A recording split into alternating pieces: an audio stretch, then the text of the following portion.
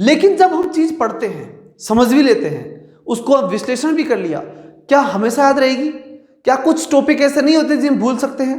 क्या कुछ टॉपिक ऐसे नहीं हो सकते जो इंपॉर्टेंट हैं? जरूर हो सकते हैं। उन सब चीजों को बनाने के लिए या उन सब चीजों को किताब में से निकालने के लिए एक महत्वपूर्ण क्रिया करनी पड़ती है, और वो क्रिया है नोट्स। नोट्स बनाने पड़ते हैं। नोट्स बहुत जरूरी चीज है। हम सिर्फ किताबें पढ़ें ऐसा नहीं बैठेगा। हाथ में पेन और कॉफी, ये कॉफी और पेन यूं नहीं बने हैं, काम की चीजें हैं। जब किताब है ना तो कॉपी पेन भी उनके साथ होगी, और अगर कॉपी पेन नहीं लिए तो इसका मतलब आप लापरवाही बरत रहे हैं, केवल पढ़ रहे हैं, केवल मैंने कहा ना बांस रहे हैं, बांसने का ही काम करोगे। आप तैयारी नहीं कर रहे हो।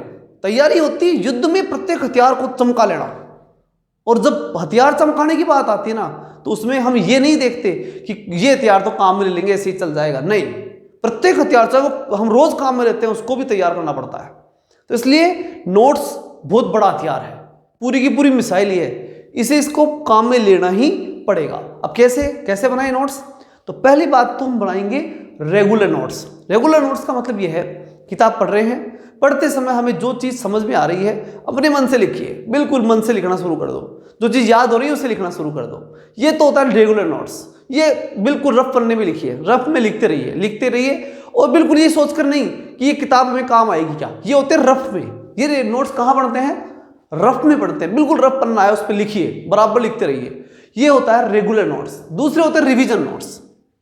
रिवीजन नोट्स क्या चीज होती है कि हम एक व्यवस्थित किताब लेते हैं, उस व्यवस्थित पुस्तक के अंदर जो भी मार्केट से ली व्यवस्थित ली, और उस व्यवस्थित किताब में व्यवस्थित तरीके से लिखते हैं कि हम जब चाहें तब उसको रिवीजन कर सकें, उसे हम पढ़ सकें। जब हमें ये लगे कि इस किताब का जो इतनी मोटी किताब है, उस मोटी किताब को हम छोटे से या कम पन्नों में ही याद कर ले, तो उसके लिए रिवीजन नोट्स बनते हैं।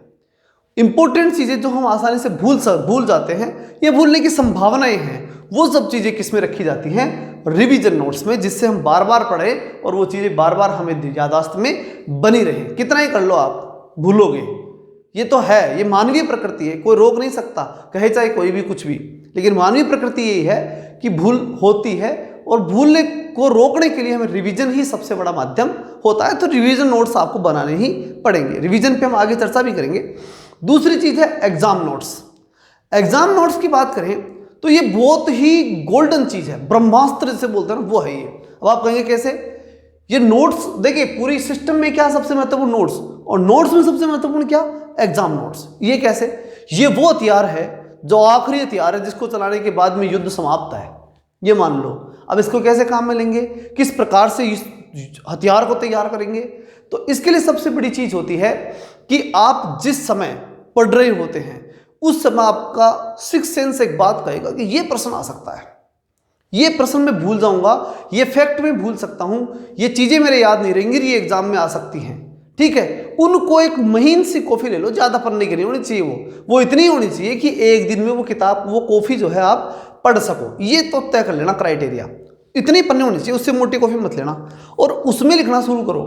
अगर वो बढ़ जाए तो फिर दूसरी लो, लेकिन लास्ट में उन दो को, अगर वो दो महीन कॉफियां अगर भर देते हो तो उन दो में से भी वो चीजें निकालो जो ज्यादा आप भूल सकते हो। लेकिन अंततः वो एग्जाम नोट्स ऐसी कॉफी होनी चाहिए जिस कॉफी को सिर्फ और सिर्फ एक दिन में पढ़ सको। ये मैं क्यों कर रहा हूं, ये जोर क्यों दे रहा हूं? क्योंकि एग्जाम के जस्ट पहले का दिन और उस दिन का वो डर, जिस डर के कारण से हम एग्जाम में रह जाते हैं, उसको दूर करने का ये ब्रह्मास्त्र है। क्यों? क्योंकि जैसे ही एक दिन एग्जाम से एक दिन पहले में टेंशन होगी ना, उस इसी किताब को उठाओ और उसको पढ़ लो पूरी को। पढ़ते ही हमें एक अलग से एनर्जी आएगी, एक कॉन्फिडेंस आएगा कि मुझे किताब याद है। क्यों?